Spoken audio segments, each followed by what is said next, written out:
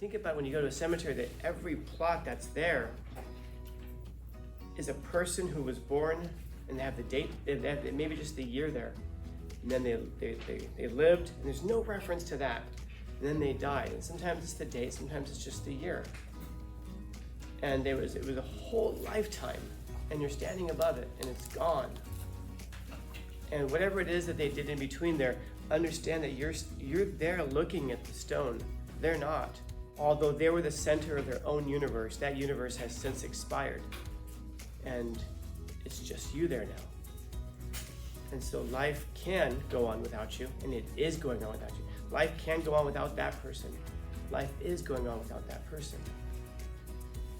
And when you get to that point of understanding that, you're responsible for your own life, and you take it so incredibly seriously, because it is a serious thing.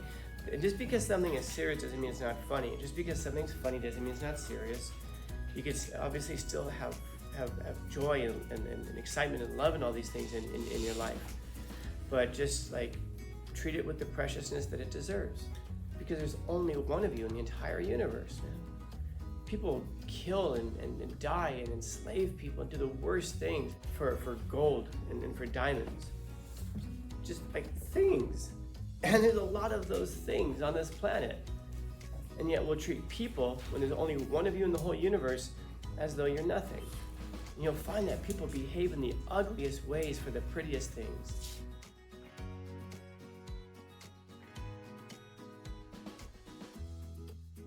One of the worst things that people can say about you after you die is that you had a smile that lit up the room. Haven't you ever noticed that when we don't know what to say about a person, we say that? What were they like? It's kind of like you'll see an interview with, I don't know, like there's somebody who's gonna be in a movie and that's coming out, and they're in a movie with Tom Cruise, and then they'll ask, "What's it like working with Tom?" And they'll be like, "Well, you know, Tom is Tom, you know." That means you have nothing good to say about the person.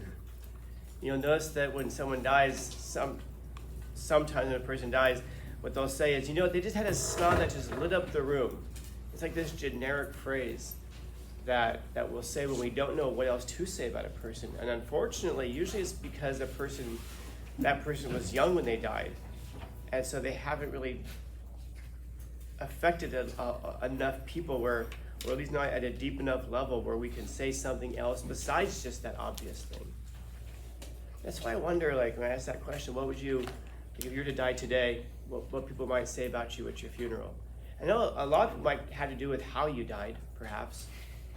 You know, like if you were to die in some heroic way, maybe they'd say nicer things about you.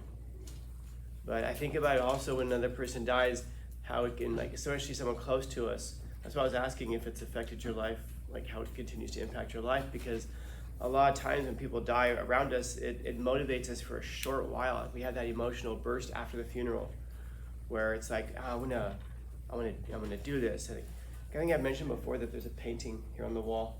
I think I've mentioned it to you before. One of my students who died, he actually died in September of a school year, so it was kind of near the beginning of it. His name was Aaron Gonzalez. His mother gave me that painting that he made. He liked the class a lot. I remember the last thing I ever said to Aaron was, "Aaron, you look like shit," because he looked terrible. He's at his desk. He's sitting there. He's just like, I said, "Aaron, you look like shit." And he says, "Scanlon, I feel like shit." I said, "You should go get that checked, bro." He's like, "I think I'm gonna go get that checked." It's our last conversation. And he went home. Rather than go to the doctor like he was planning on, he decided to try to sleep a little bit and see if he felt better. He never woke up. Never woke up. And I went to his funeral, and there was one of my students was there. Well, actually, obviously a bunch of students were there.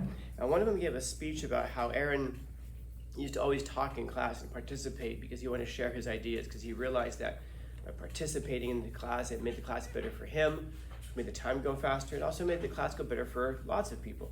He was a really funny guy, but he was also a very smart guy. In fact, I remember when they told me he died, they pulled me out of the class, and they brought me down to a conference room, and it was like all of his teachers were there, me and 5 others, and then they told us, and you saw the gamut. You saw, of course, the teachers who made it about themselves, and you saw some who were just kind of like didn't even know who he was. So I went back to class, and they just said, okay, now, can you tell your classes about what happened? Like, sure, yeah, I'll be that guy. Why not? So, excuse me. So I go back to class, and I told them what happened. And there wasn't any, and we don't, to this, we kind of know what happened, but we don't, it was just one of those things where he went to sleep and never woke up. You can probably figure out what happened based off of that. And so I went back and I told the class, well, in honor of Aaron, we're not gonna do shit today. Because that's pretty much what he did in class. He didn't do shit. And other people started laughing. Why?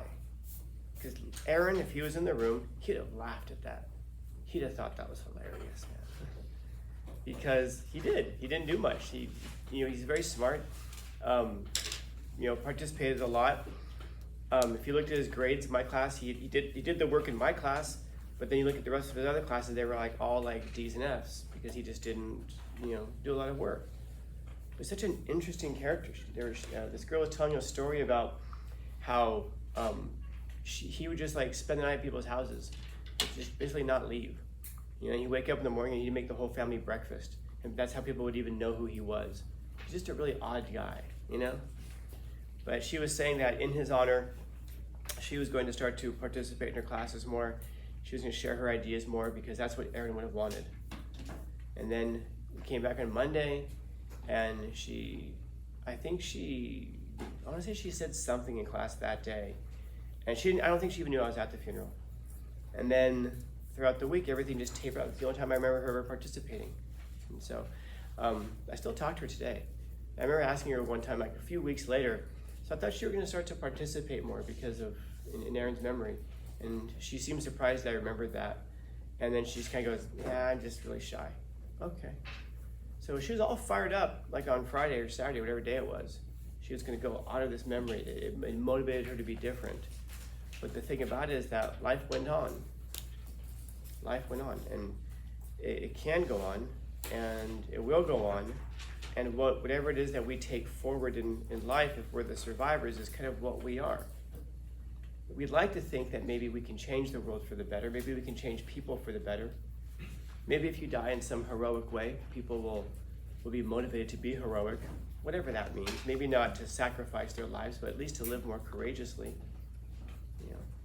That would be better because perhaps there's the very beginning point of living is try to just not make things worse, like any situation you enter. And if you can get a handle on just not making things worse, maybe you can at least leave things neutral, so things aren't better or worse for you having been here. And then once you can get a handle on that, and going back to what you're saying about maybe being a good person, hopefully you can be a good enough person such that you actually motivate people to be better, and then you can thereby make the world a better place. Because whatever it is that you leave behind is exactly that. It is what you leave behind. But there's an interesting point here about being humble.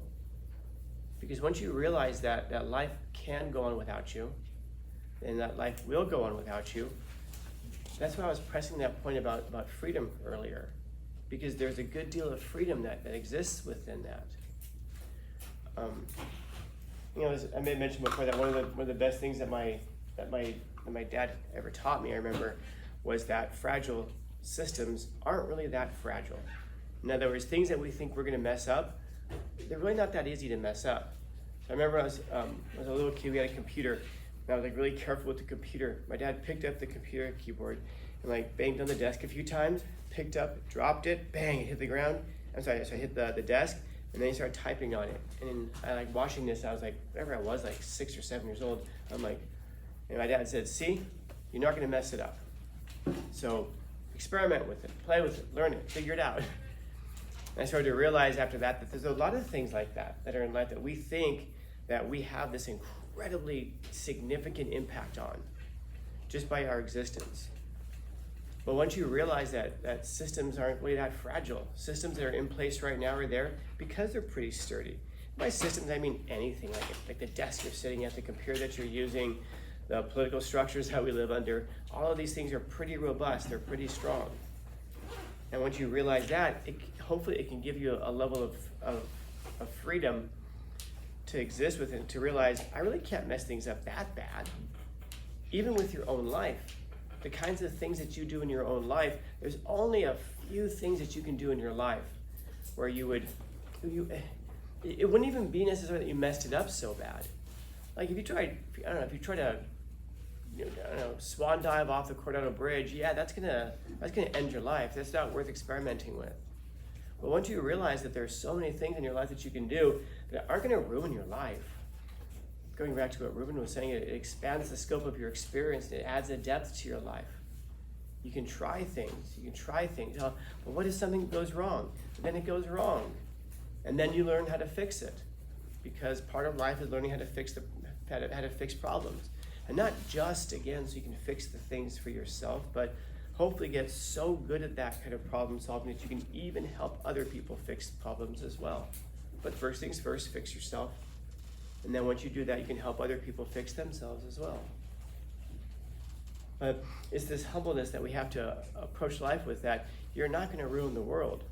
You have the capacity to make it worse, for sure. You don't have the capacity to save the world either. That means you can't save the world, and the chances of you being able to save any one individual's world, maybe. But you can definitely impact it for the better. And you can have a greater impact on a single person or a couple of people than you can on the whole world around you. So, I guess the point is maybe be humble enough to realize you aren't going to ruin things. Experiment, try things out. If things go bad, fix them. And you learn how to fix them. Whatever it is that you're messing with on your computer, play with it, whatever. Maybe you'll become a great programmer, I don't know.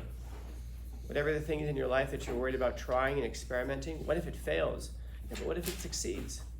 Listen, it's probably not going to ruin everything. It's probably not going to ruin the whole program. It's probably not going to ruin the whole world. But you just might make it better. And that might be worth finding out. Because the only way you'll find out is by trying it. So, yeah, life can and will go on without you. But the question isn't that. The question is, what are you going to do with yours?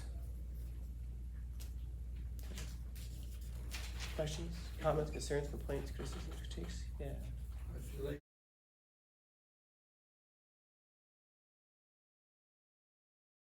I guess two things. One of them is, so what can you do about that?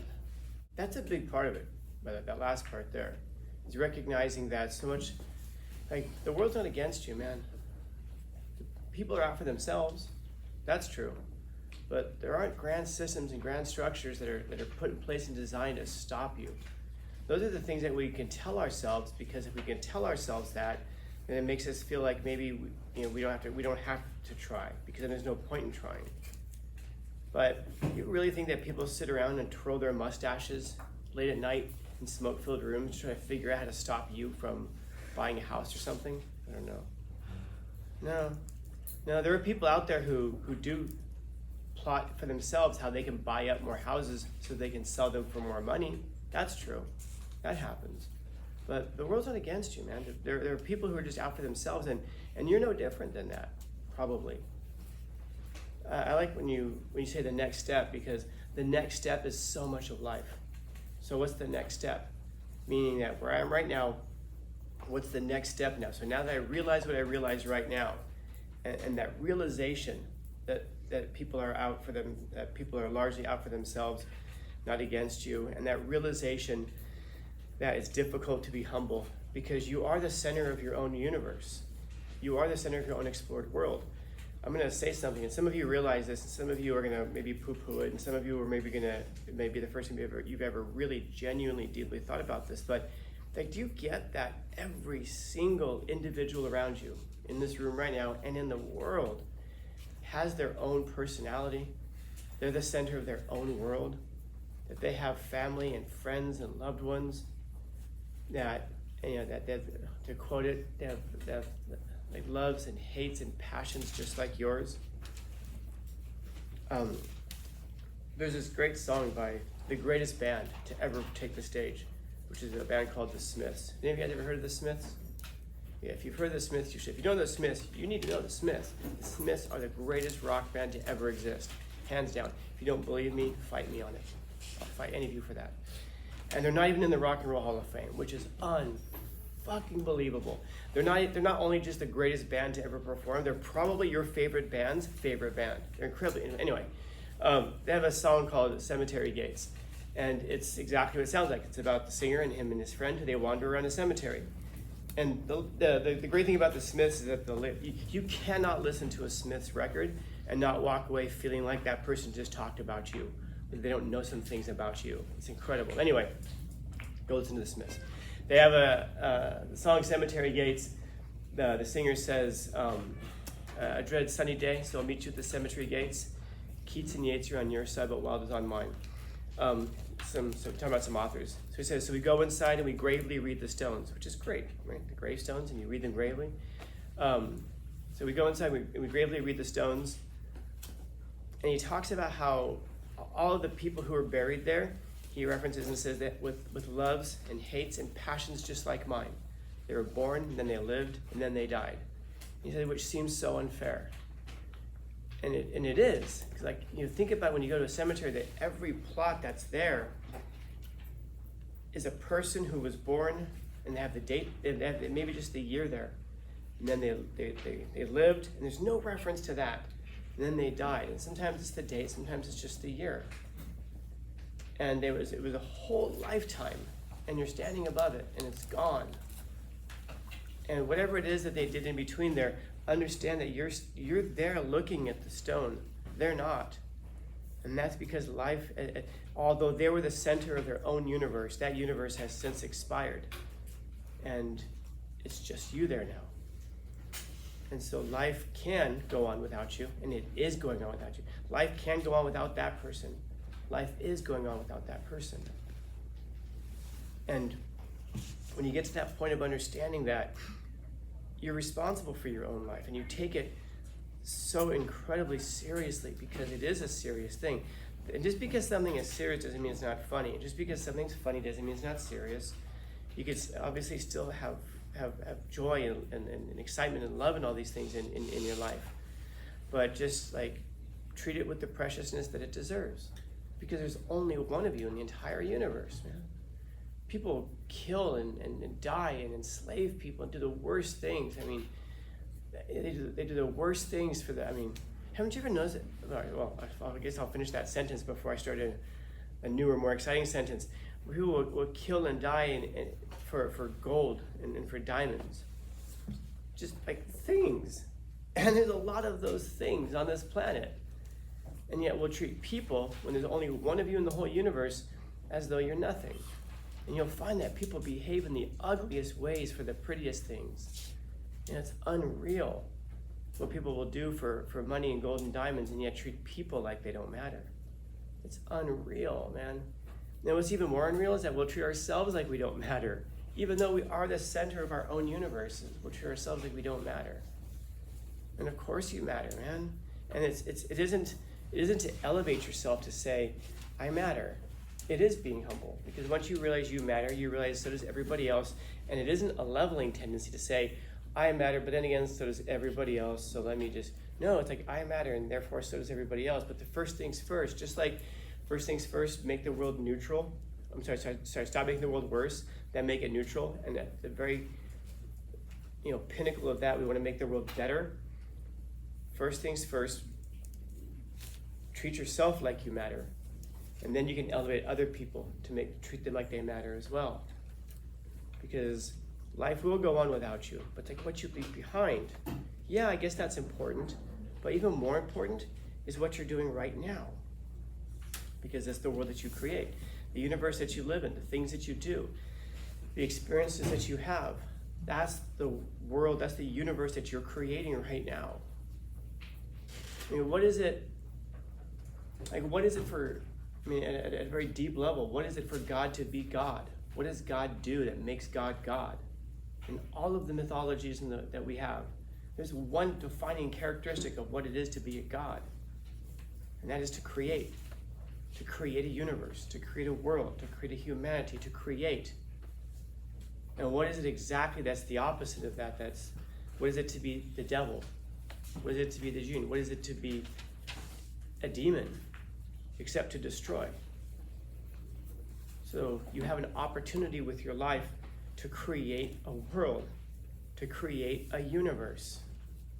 Yeah, that universe is going to pass when someone's standing above your stone someday, but that universe that you're in right now exists right now. And let's face it, that's all that is real anyway. The past is a memory, the future is a hope, but what matters is what is right now. So I guess I would ask that question for you to consider, maybe. What kind of a God are you? What kind of a universe are you creating right now? What kind of a world are you creating right now for you to live in and for your friends and family to live in? And what kind of a world are you creating that maybe someday your children will live in? So, any of you guys know people like that, by the way? Absolute demons who do nothing but destroy, tear down, wreck, lie. We all know someone like that. I just hope that you're not that person that other people know that way. Questions, comments, concerns, complaints, criticisms, critiques again? Well, happy Thursday anyway.